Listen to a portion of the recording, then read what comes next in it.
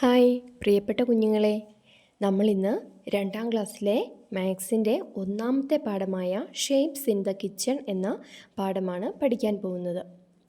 ആ പേര് പോലെ തന്നെ നമ്മൾ കുറേ ഷേപ്സിനെ കുറിച്ചാണ് ഈ പാഠഭാഗത്തിൽ പഠിക്കുന്നത്.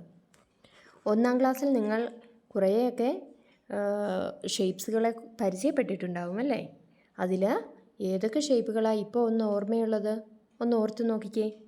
3 വശങ്ങളുള്ള രൂപത്തെ നമ്മൾ എന്ത് പേരായിരുന്നു പറഞ്ഞുകൊണ്ടിരുന്നത്? ഇതാണ് ട്രയാങ്കിൾ. 3 വശങ്ങളാണ് ഒരു ട്രയാങ്കിളിന് ഉള്ളത്. അടുത്തത് 4 വശമുള്ള ചിത്രമാണ്. ഇതിൻ്റെ പേരാണ് റെക്റ്റാങ്കിൾ. നിങ്ങൾക്ക് ഓർമ്മ കാണുമല്ലേ? അതേപോലെ തന്നെ 4 വശങ്ങളും നീളവും വീതിയും എല്ലാം ഒരേപോലെയുള്ള രൂപത്തെയാണ് സ്ക്വയർ എന്ന് പറയുന്നത്. പിന്നെ മറ്റൊരു ഷേപ്പാണ് നമ്മുടെയൊക്കെ കയ്യിലെ വളയോ ഒക്കെ പോലെ ഇരിക്കുന്ന circle.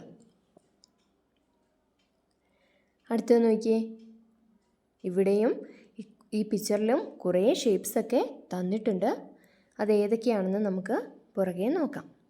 What all things do you see in the kitchen? Are all of them of the same shape? നമ്മൾ കിച്ചണിൽ കുറേ അധികം പാത്രങ്ങളൊക്കെ കാണാറുണ്ടല്ലേ? അപ്പോൾ അതെല്ലാം ഒരേ ഷേപ്പിലാണോ എന്നാണ് ചോദിച്ചിരിക്കുന്നത്. ഇവിടെ ഒരു ഇഷ്ടികയുടെ ആകൃതിയിലൊരു പിക്ചർ തന്നിട്ടുണ്ട്. ഇതിൻ്റെ പേരാണ് റെക്റ്റാങ്കുലാർ പ്രിസം. Rectangular prism. ഈ ഒരു ഷേപ്പിലുള്ളവയ്ക്ക് ഈ ഒരു ഡോട്ട് ചിഹ്നം കൊടുക്കാനായിട്ടാണ് പറഞ്ഞേക്കുന്നത്. ഡോട്ട് ചിഹ്നം.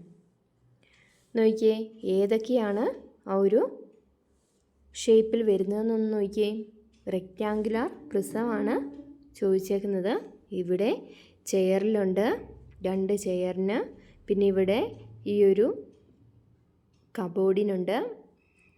അതേപോലെ തന്നെ ദേ ഇവിടെയുണ്ട്.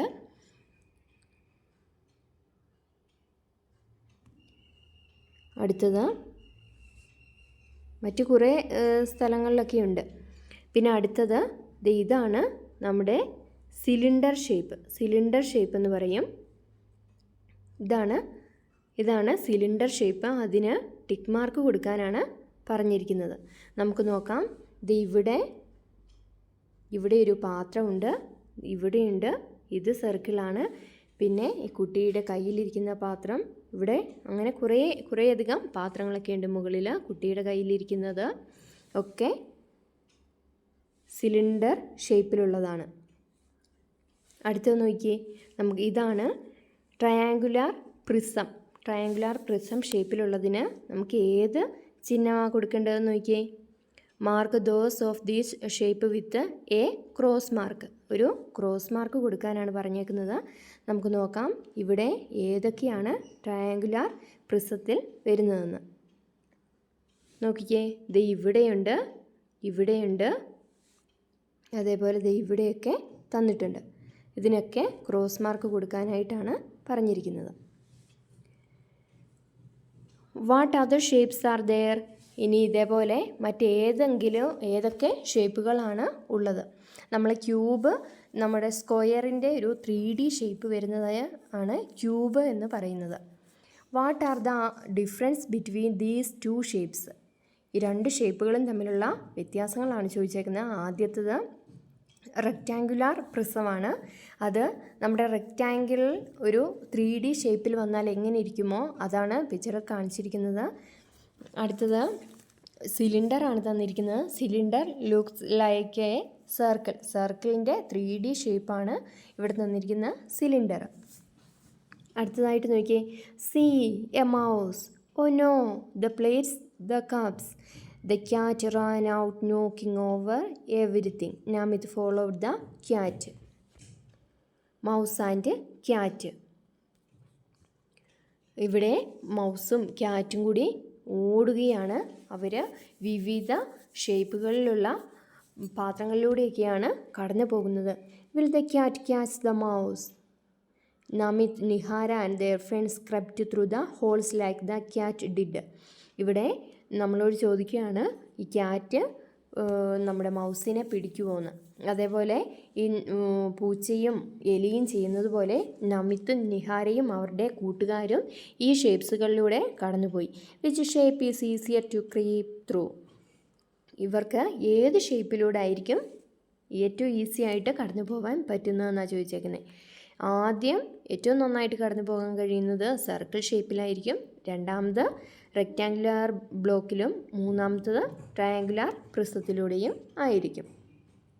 അടുത്തത് നോക്കിയേ. Let's arrange the dishes. See how Nihara and Namit arranged the dishes. അവിടെ നമിത്തും നിഹാരയും കൂടി അടുക്കളയിലെ പാത്രങ്ങളൊക്കെ നല്ലതായിട്ട് അടുക്കി വെച്ചിരിക്കുകയാണ്. In your kitchen also there are all kinds of dishes, arrange them like this, those of the same shape together. എങ്ങനെയാണ് അവർ അടുക്കിയിട്ടുള്ളത്? അതിൽ ഒരേ ഷേപ്പുള്ളവ ഒരുമിച്ച് അടുക്കിയൊക്കെയാണ്. നിങ്ങളുടെ അടുക്കളയിലും ഇതേപോലെ ഒരേപോലെ ഷേപ്പുള്ള ധാരാളം പാത്രങ്ങൾ കാണുമല്ലേ? അതൊക്കെ ഇതേ രീതിയിലൊന്ന് അടുക്കി നോക്കാനാണ് നിങ്ങളോട് പറഞ്ഞിരിക്കുന്നത്. See the things in what is the shape of each. അടുത്തത് ഒരു ടേബിളിൽ കുറേ അധികം പാത്രങ്ങൾ അടുക്കി വെച്ചിട്ടുണ്ട്.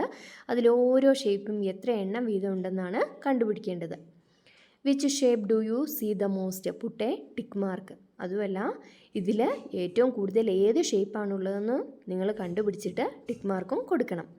Number of dishes of these shape. ഏതാ റെക്റ്റാങ്കിൾ ഷേപ്പിലുള്ളത് എത്ര എണ്ണം ഉണ്ടെന്ന് വേണം കണ്ടുപിടിക്കാനായിട്ട്.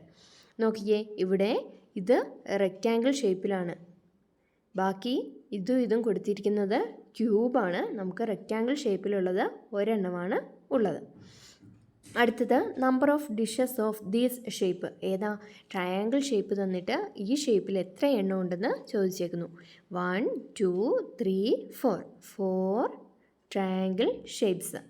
Next number of dishes of these shape. ഏതാ സർക്കിൾ ഷേപ്പ് തന്നിട്ട് അത് എത്ര എണ്ണം ഉണ്ടെന്നാണ് ചോദിച്ചിരിക്കുന്നത്. നോക്കിയേ, പ്ലേറ്റുകൾ 1 2 3 4 5 6 7 8 circle shape.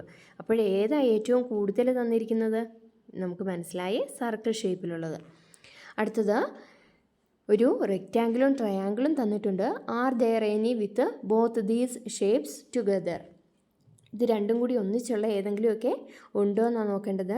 Draw a picture joining 2 shapes. ഈ 2 ഷേപ്പുകളും യോജിപ്പിച്ച് ഒരു പിക്ചർ വരയ്ക്കാനൂടി പറഞ്ഞിട്ടുണ്ട്. നിങ്ങൾക്ക് ഏത് പിക്ചർ വരയ്ക്കാനാണ് മനസ്സിലേക്ക് ആദ്യം ഓടി വരുന്നത്?